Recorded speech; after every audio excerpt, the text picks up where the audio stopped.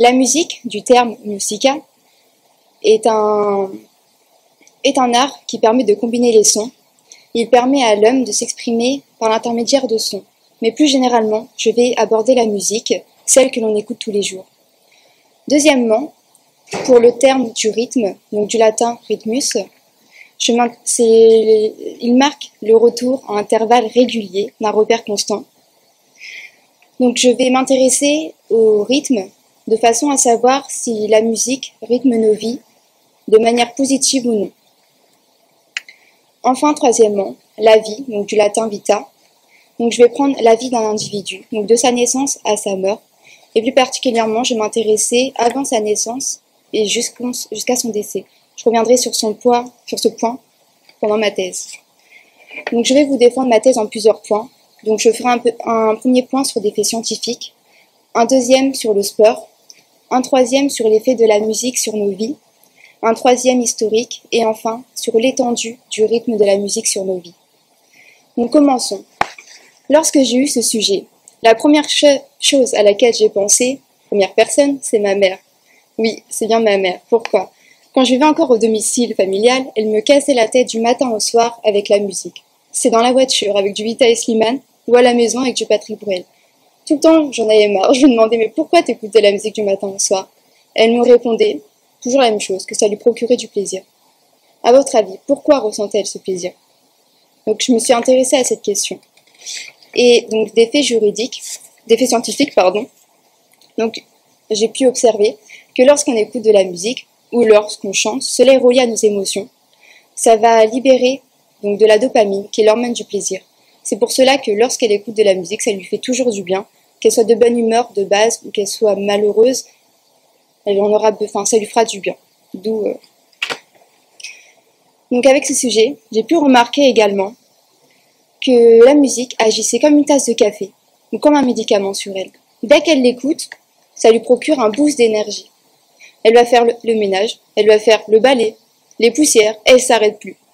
J'ai même pu considérer qu'elle était en rythme avec la musique. Dès que la musique se coupe, elle se fige, telle une statue.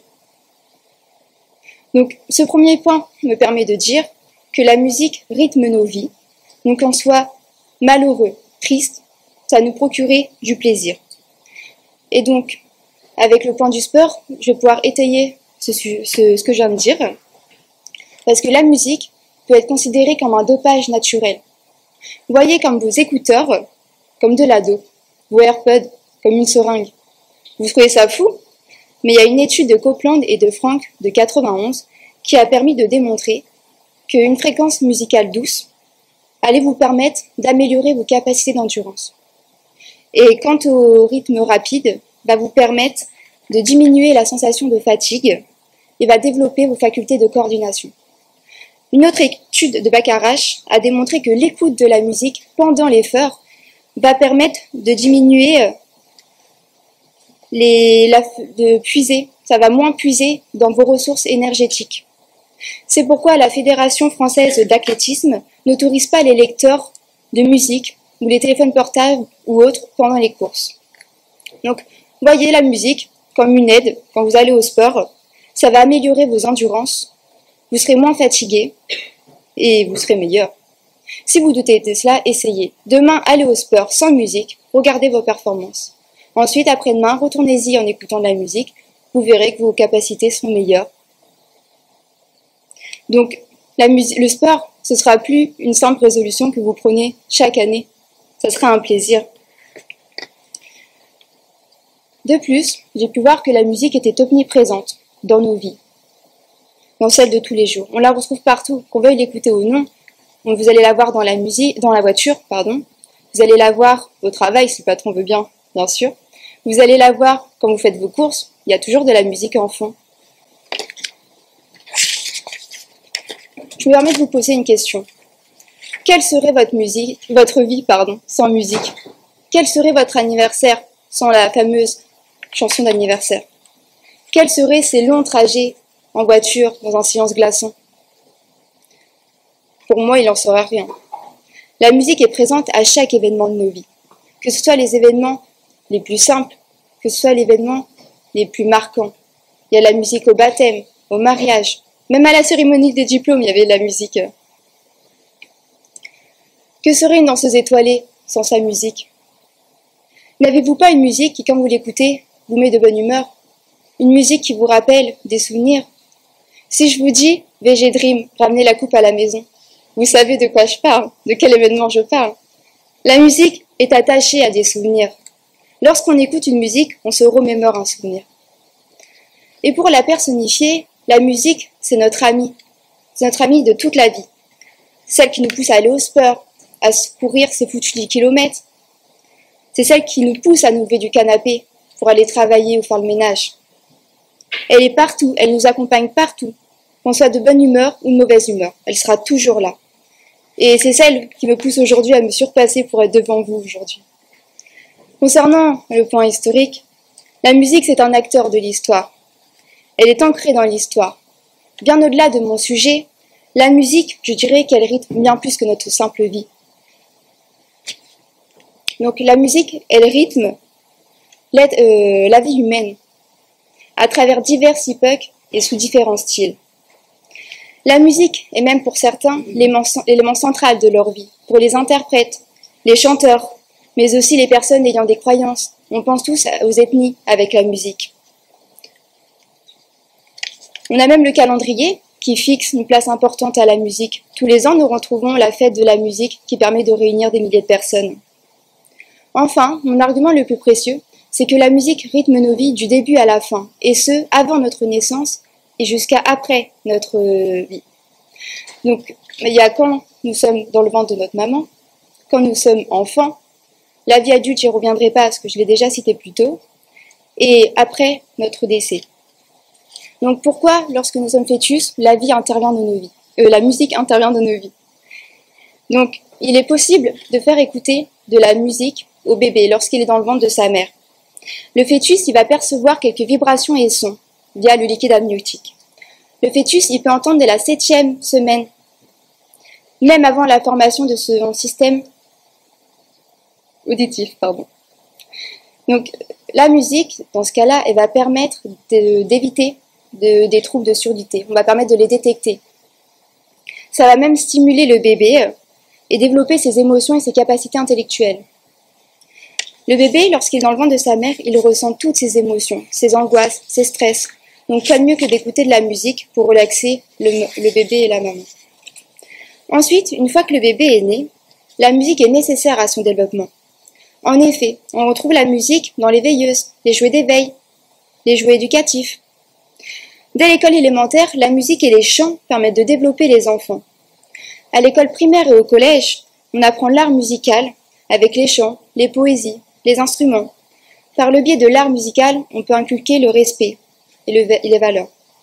Chanter, ainsi que faire de la musique et écouter favorise la production d'hormones, qui est liée au bien-être, au plaisir et à la confiance.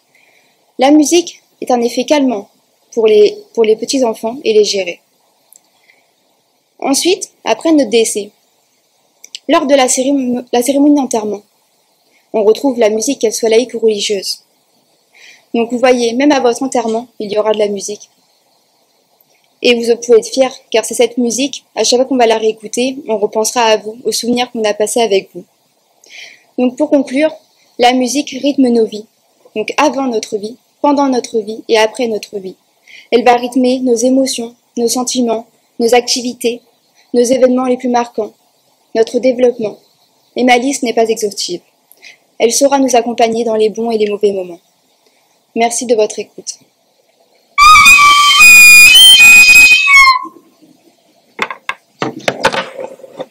Chers jurés, chères contradictrices et chers publics, je pense qu'on n'a pas besoin de s'accorder pour dire que si la musique rythme nos vies, je serais incapable de rythmer la vôtre. Mais c'est peut-être un petit peu hâtif pour déjà dire que je peux répondre non au sujet. Quand on m'a demandé si la musique rythmait ma vie, j'ai bien évidemment répondu que oui. Et tout le monde dans l'entourage m'a fait le savoir. Tout le monde m'a dit « tu ne pars pas avec des points d'avance ». Mais quand on y réfléchit un peu plus, une réponse si facile cache en réalité un développement bien plus concret. Alors, pourquoi la musique ne rythme pas nos vies ? Avant toute chose, j'ai ouvert mon dictionnaire comme ma contradictrice et je vais moi aussi reprendre les termes du sujet. La musique, comme nous l'avons dit, est un art qui permet à l'homme de s'exprimer par l'intermédiaire des sons, mais je voudrais aussi préciser la chanson que je vais inclure dans ce sujet, parce que c'est différent. Une chanson est la réalisation d'une musique avec des paroles. Il me semble important de le préciser car je vais l'inclure dans mon sujet. Le rythme, lui, du latin rhythmus, comme vous l'avez précisé, est un retour à des intervalles réguliers dans le temps et qui peut aussi être un ordre, voire même un équilibre que l'on peut retrouver dans des œuvres d'art. Mais ce qui me semble important de retenir, c'est qu'un rythme n'est pas présent que dans la musique. Le rythme par rapport à la vie humaine est en réalité nos retours, encore une fois, réguliers, ce que je pourrais qualifier de notre petite routine.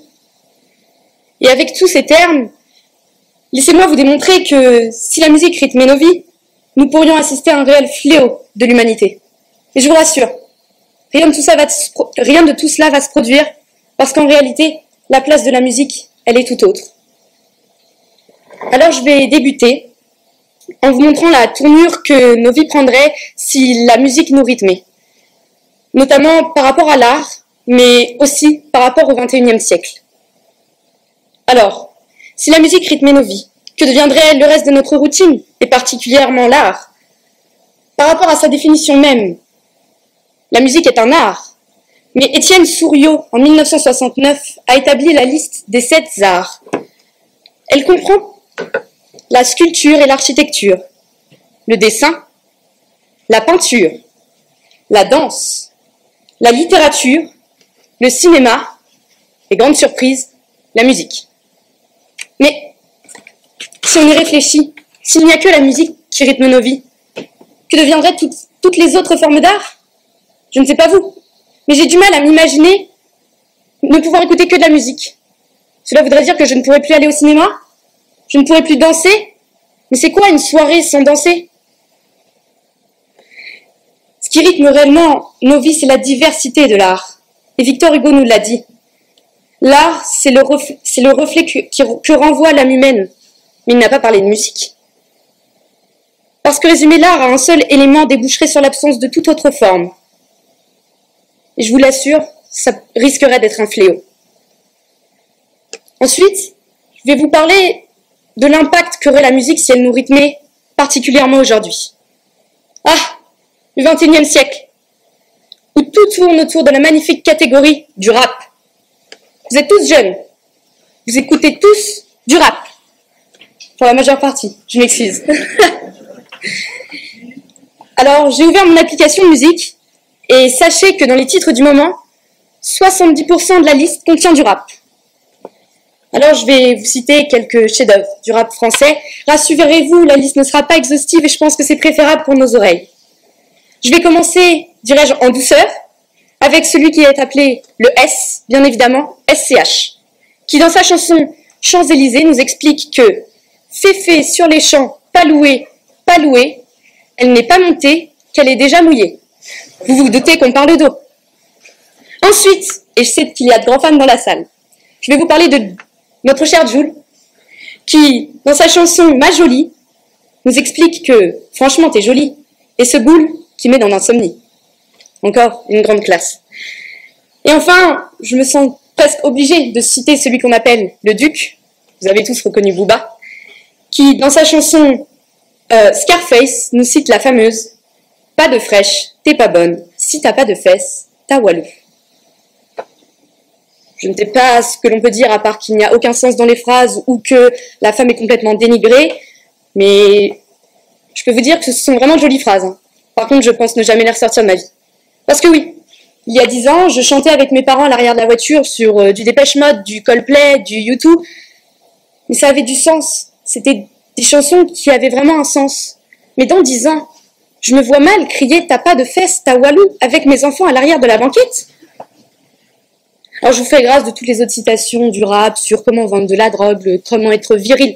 Parce que oui, aujourd'hui, si on laisse le rap rythmer nos vies, si je suis une femme, je vais devenir un objet sexuel. Et si je suis un homme, je deviens un délinquant parfait.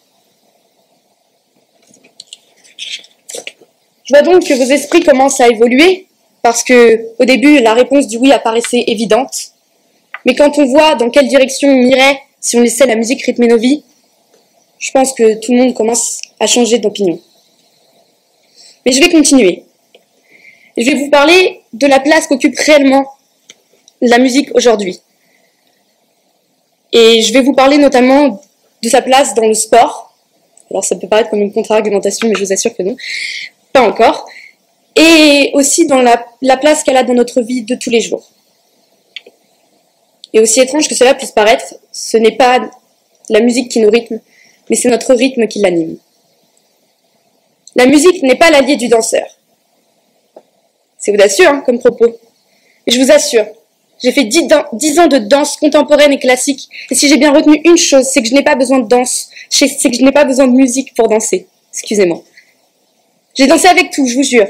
Des draps, des tapis, des chaises, des bancs.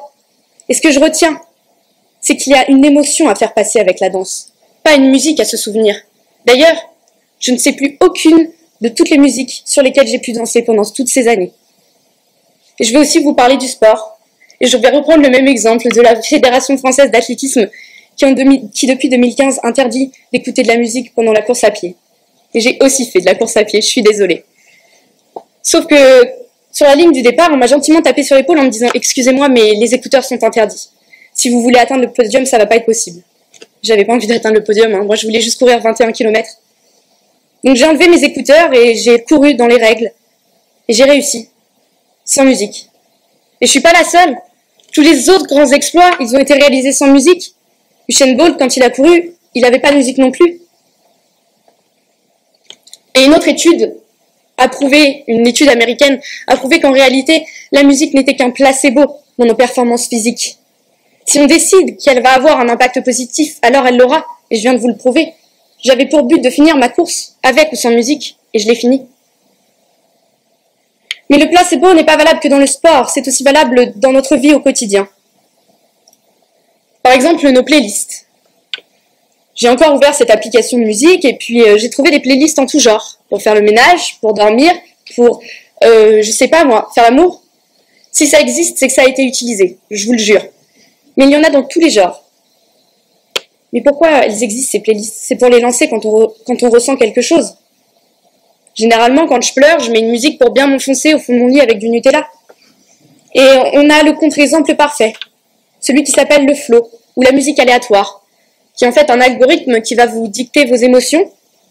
Sauf que quand je suis triste, si le flow décide de me passer une musique qui n'a aucun rapport avec ma tristesse, comment voulez-vous que j'oublie ma rupture sur la tournée du patron de Patrick Sébastien?